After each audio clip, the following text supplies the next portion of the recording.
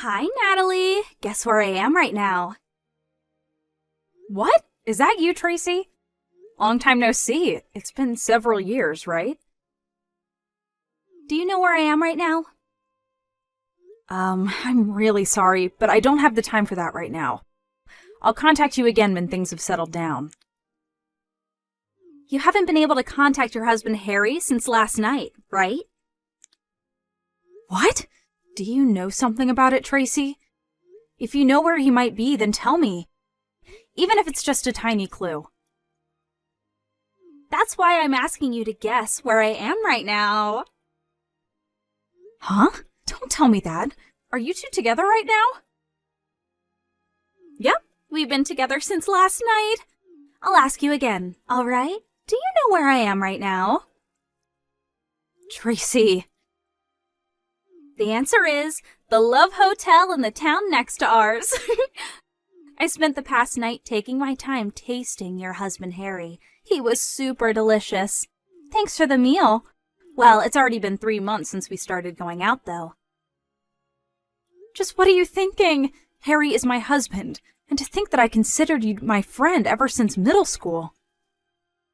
What? Seriously? Well, I guess we were friends. You were my best friend whose job was to make me look better. I made you look better? Is that so? Fine, I understand now. That's all I wanted from you. I'm going to be making out with Harry for a bit longer, so why don't you get the divorce papers ready while you're waiting for us? Bye then.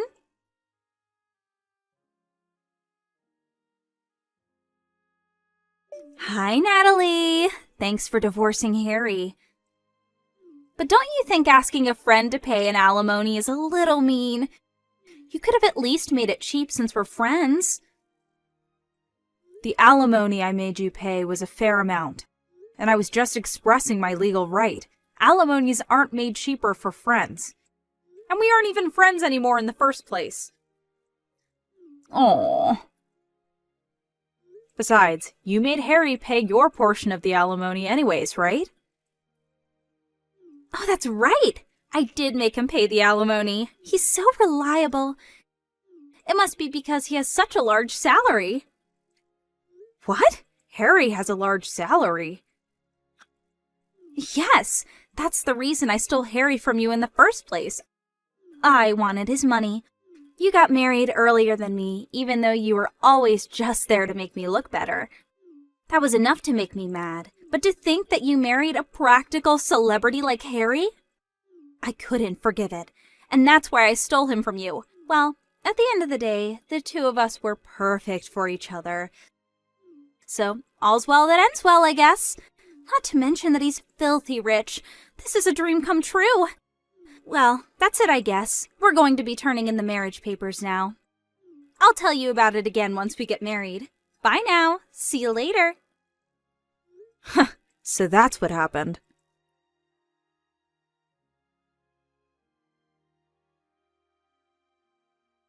Hi, Natalie. We just turned in our marriage papers. Now I'm the celebrity wife of a rich man. Not only that, but I received a $20,000 diamond ring from Harry. What? A diamond ring? Yes, he told me he wanted to go to the park next to the city hall before turning in the marriage papers. And I was wondering what he was going to do, and we're getting married so fast and everything's super hectic, so this is my only opportunity to give you this, he said, while standing in a tree shade and swiftly pulled out a diamond ring from his pocket. He then put it on my left ring finger. Is that so? Well, I guess you must be happy. Sorry for stealing such a rich man from you. I know it was probably the best thing to happen to you in your life. I'm just glad because you seem happy. What?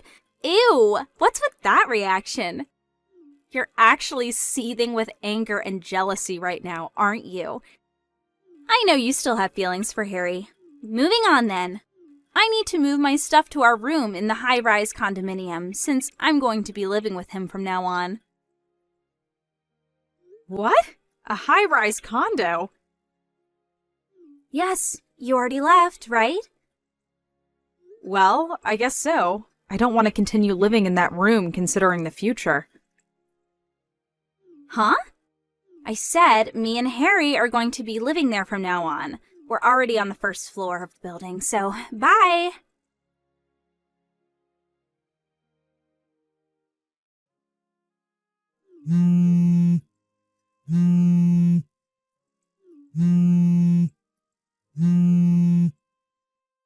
Natalie, answer my calls. What is the meaning of this? What? I can't get into the high-rise condo anymore. You mean you can't get past the auto lock? Yes! Harry says he doesn't know why either. Did you do something out of your jealousy for our happiness, Natalie? Huh. No, that sounds like such a hassle. Then what is the meaning of this? I just canceled my residence contract at that condo. What? Your residence contract? Huh? Don't tell me, but does Harry still think the room was his or something? What do you mean? It isn't his? Yep, I'm the owner of the room at that high-rise condo. You see, Harry thought I had bought the room instead of renting it, and said during our divorce he's going to be receiving this house as part of my division of property.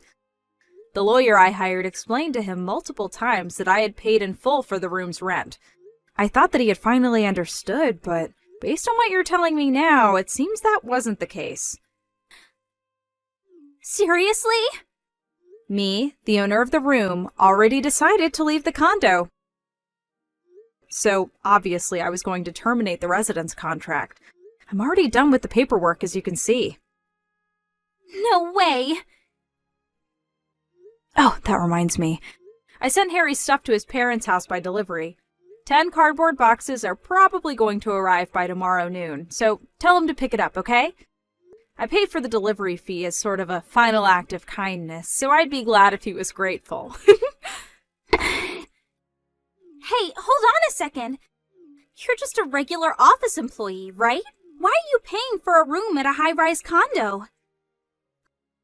What? Didn't I tell you already? I inherited my aunt's company 2 years ago. Huh? Wasn't your aunt the CEO of a company that rents nursing equipment? Does that mean you're now the CEO of that company? Yes, it does mean that. That being the case, I wanted to try out living in a high-rise condo and enjoy its lifestyle. I was planning on living there for a few more years, but I decided to move out since the place was going to be ruined by memories of the divorce. It's a bit earlier than I had planned, but who cares? I thought to myself. I now moved to a 1 LDK room at a regular apartment. Seriously? And to think that I would be able to live the high-rise condo life. Not to mention that you are actually now rich. That just makes me even more annoyed. This is my life now. It won't change no matter how much you complain. Well, fine. At least I have Harry, who's filthy rich on my side. All we have to do is find a room in another high-rise condo. I think that might be impossible. Why? He's rich, remember? Well, no. He's actually unemployed. What? He quit his job half a month after we got married, you see. This is part of the reason why we only got married on paper, but never actually had a wedding ceremony. After that, I found out that he was cheating on me with you, and he was forced to pay me an alimony. He probably has no money left at this point, you know? What? But he has enough money to live in a high-rise condo. Are you actually dumb or something? I already said that I was the one paying the rent for that room. Besides, didn't you ever ask Harry what kind of job he did? Don't tell me you married him without even asking him what he did for a living. But I don't care what he did as long as he made money. Wait, that reminds me. He just nonchalantly gave me a $20,000 diamond ring for our marriage. He probably has some sort of side business that he didn't tell you about. And this side business makes a lot of money. Is that diamond ring this one? What? Natalie, what's the meaning of this? Why do you have a picture of my ring? He was supposed to have bought it after you two got divorced. That's my ring, you see? What? It's a cubic zirconia ring that I bought for myself. Cubic zirconia? It's a name of a stone that looks like a diamond, but is actually relatively cheap. The price of the ring was $20, by the way. $20? What do you mean? It's true that I do have a $20,000 diamond ring in my possession, given to me by my aunt, but it's scary to have something that expensive lying around the house, so I have it stored elsewhere. Then this $20 ring is what? I found it on an online shop, and it looked like the ring that my aunt gave me, so I bought it thinking that it would be a good decoy. I couldn't find it ever since I moved, so I thought I had lost it, but I didn't notice that Harry stole it. What? What he did is probably just theft, but it's not like I want it or anything, so I'll give it to you, Tracy.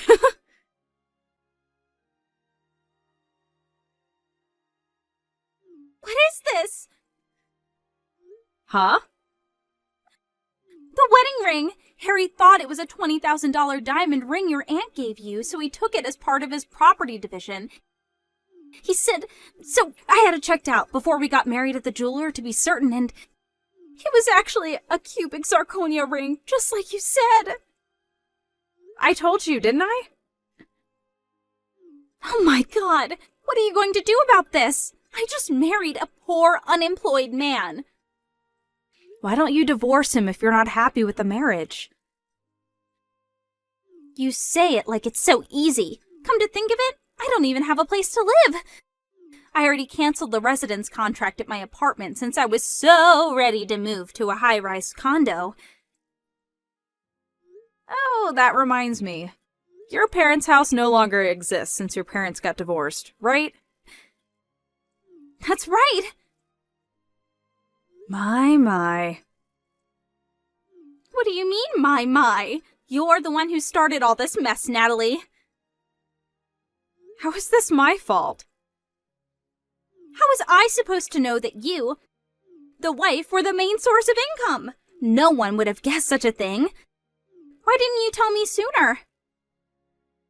You mean I was supposed to tell you after you stole Harry from me? But we're friends! Even if we were friends back in school, we hadn't been in contact for several years. I never had an opportunity to tell you all about me and Harry's situation, did I? But doesn't this mean that you were screwed the moment you decided to steal Harry from me? But it looks like all you can say is but. And it's none of my business what you do now that Harry and I are divorced, so figure this out between you and Harry, all right? Natalie, wait! Bye! Natalie!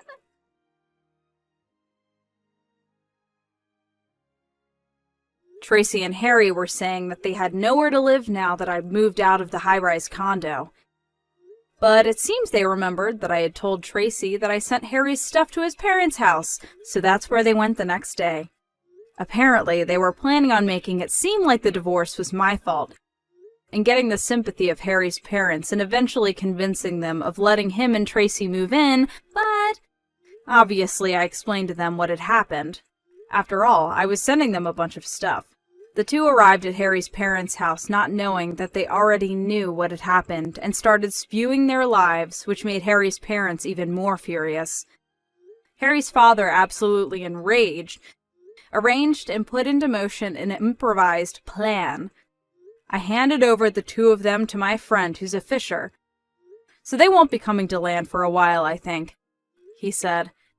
I imagine they were sent out on a deep-sea fishing boat, but I didn't think any further.